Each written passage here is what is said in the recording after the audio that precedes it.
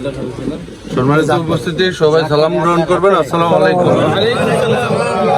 আপনাদের অবস্থান থেকে আপনারা অনেক কষ্ট করছেন। আল্লাহ রাসূলের দয়ায়, আপনাদের দোয়া, ভালোবাসা এবং অনেক কষ্টের ফলে আপনাদের ঐকান্তিক প্রচেষ্টায় 12ই ফেব্রুয়ারি যে নির্বাচন হয়েছে, ওই নির্বাচনে একটা ভোটের মাধ্যমে আপনারা জনপ্রতিনিধি, আমি জনপ্রতিনিধি হইনি, আপনারা জনপ্রতিনিধি নির্বাচিত হয়েছেন।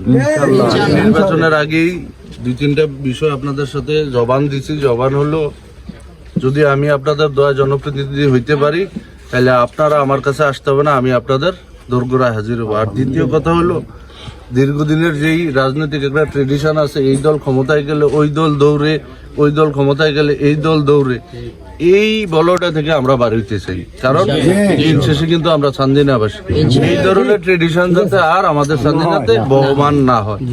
দিন শেষে যেহেতু আমরা চান্দিনাবাসী, প্রত্যেকের অবস্থান থেকে প্রত্যেকে আমরা স্ব এলাকায় স্ব বাড়িতে থাকবো, এটাই হলো আমাদের আরেকটা প্রতিশ্রুতি ছিল। আর তৃতীয় প্রতিশ্রুতি হলো, আপনাদের অবস্থান থেকে আপনারা যেই ধৈর্য ধারণ করছেন 12 তারিখ থেকে এখন পর্যন্ত, আপনারা অবস্থান থেকে আপনারা যদি এই সমাজ বা এই গ্রাম বা এই ইউনিয়ন সুশৃঙ্খল রাখতে চান, তাহলে আপনাদের অবস্থান থেকে আপনারা কিন্তু আরো ধৈর্যের পরিচয় দিতে হবে। কারণ আপনারা একটা জিনিস দেখছেন, 5ই আগস্টের পরে বাংলাদেশ জাতীয়তাবাদী দলের তৎকালীন ভারপ্রাপ্ত চেয়ারম্যান, বর্তমান হল চেয়ারম্যান দেশনায়ক তারেক রহমান সাহেব, এবং গণপ্রজাতন্ত্রী বাংলাদেশ সরকারের মাননীয় প্রধানমন্ত্রী দেশনায়ক তারেক রহমান সাহেব কিন্তু তৎকালীন সময় একটা কথা বলছিল। কথাটা হলো, বিজয়ীদের কাছে যদি পরাজিতরা আপনার নিরাপদ থাকে, তাহলে বিজয়ের আনন্দ মহিমান্বিত হয়। এই বিষয়টাই আমরা ওনার কথাটাই আমরা অবলম্বন করি।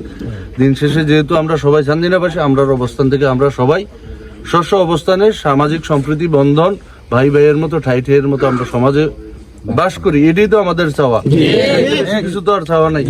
আপনাদের অবস্থান থেকে আপনারা দোয়া করবেন, আপনাদের যে সরকারি সুযোগ সুবিধা, এগুলো যাতে আমি আপনাদের অবস্থান থেকে, প্রত্যেকের অবস্থান থেকে প্রত্যেকের দোরগোড়ায় আমি যাতে দিতে পারি, এই দোয়াটুকু করবেন। আর উপস্থিত সকলের সুস্বাস্থ্য দীর্ঘ কামনা করে আমি অদম এতিমে আপনাদের কাছে দোয়ার প্রার্থী হয়ে আজকের মতো বিদায় নিচ্ছি। সবাই ভালো থাকবেন। আল্লাহ হাফেজ। আসসালামু আলাইকুম।